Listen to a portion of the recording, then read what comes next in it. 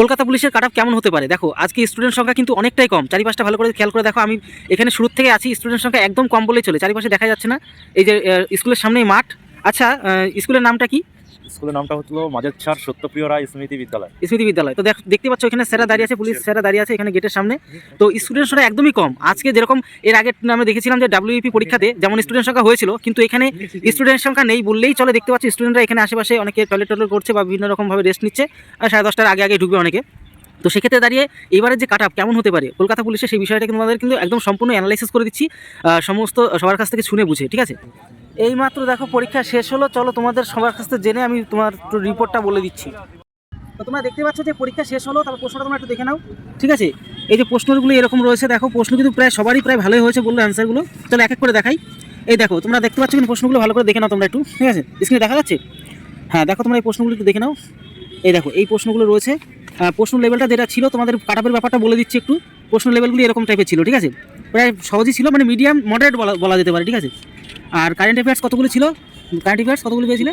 দুটো পেয়েছিল। Current affairs দুটো মতো পেয়েছে, এখনো দেখতে হবে ব্যাপারটা। আর কোনো প্রশ্ন কি ভুল হয়েছে এরকম মনে হয়েছিল?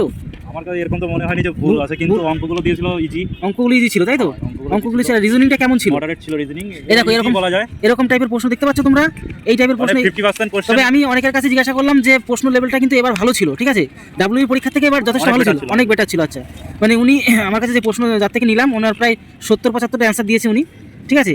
এই যে লেভেলগুলো ছিল, এই লেভেলগুলো ছিল, ঠিক আছে? আর দেখো কাট অফটা তোমাদেরকে বলে দিচ্ছি একটু। কাট অফটার ব্যাপারটা তোমরা অনেকেই বলছিলে কিরকম কাট অফ যাবে। আমি একটা বিষয় বুঝলাম যে অর্ধেক ছেলে মেয়ে অর্ধেকও হয়নি, অ্যাটেন্ড অর্ধেক করেনি। আচ্ছা, সেহেতু যা এক্সাম হয়েছে এর উপর ভিত্তি করে আমার যেটা মনে হয় যে কাট অফ এবার মানে 53 থেকে 55 হতে পারে জেনারেল, SC আর ST আর হচ্ছে EWS। তোমাদের বলে দিচ্ছি, তোমরা একটু আশা রাখতে পারো যে PET আর PMT অর্থাৎ ফিজিক্যাল এফিসিয়েন্সি টেস্ট আর ফিজিক্যাল মেজারমেন্ট টেস্ট, মানে দৌড়ার জন্য, এক কথা মাঠের জন্য তোমরা কারা ডাক পাবে তোমাদেরকে বলে দিচ্ছি একটু। মোটামুটি যা সবার কাছ থেকে তো শুনলাম প্রশ্নটা, তাদের যে মতামত অনুযায়ী আর কি, ইউআররা মোটামুটি ওই ধরে নাও 54 থেকে 60-এর মধ্যে চান্স পেয়ে যাবে, ঠিক আছে?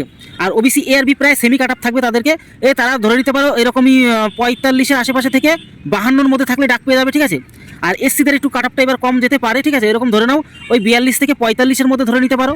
আর এর পাশাপাশি তোমরা দেখতে পাচ্ছ ST যদি কথা বলি 40-এর আশেপাশে ধরে নিতে পারো। দেখো এটা তো 100% তো বলছি না, পরে আরও জিনিসগুলো জানতে পারবো, বুঝতে পারো, তারপর তোমাদের আরও সুন্দর করে একটা ফাইনাল কাট আপ তোমাদের দেবো।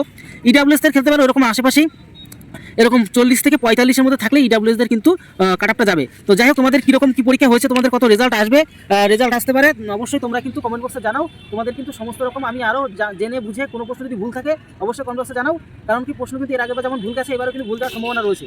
তো যাই হোক, তোমরা কিন্তু প্রত্যেকে জানাবে। দেখো প্রশ্নটা একটু দেখাও। তাও এই হচ্ছে তোমাদের কোথাও যদি সমস্যা থাকে, তোমাদের যদি প্রশ্নের মধ্যে কোথাও সমস্যা থাকে কমেন্ট বক্সে জানাও, অথবা আমাদের হোয়াটসঅ্যাপ গ্রুপে জানাও, তোমাদের কিন্তু সমস্ত ব্যবস্থা আমি কিন্তু করে দিচ্ছি, ঠিক আছে?